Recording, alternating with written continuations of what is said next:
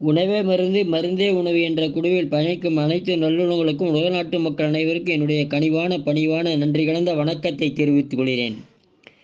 ஐயா, உடம்பெல்லாம் ஒரே கொப்பளமாக புண்ணுங்க ஐயா.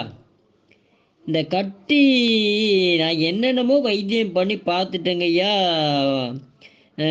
டாக்டர்கிட்ட போய் பார்த்துட்டோம், சரியாக வரலைங்க. இது ஏதாவது ஒரு நல்ல மருந்து சொல்லுங்களா ஐயா? கட்டிங்களா? இது சுலபமான வழிங்க.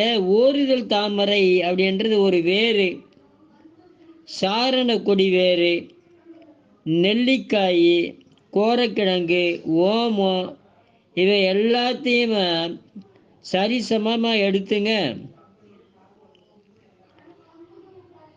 எல்லாத்தையும் இடித்து போட்டு கஷாயம் மாதிரி நல்லா காய்ச்சி பனக்கருப்பட்டி போட்டு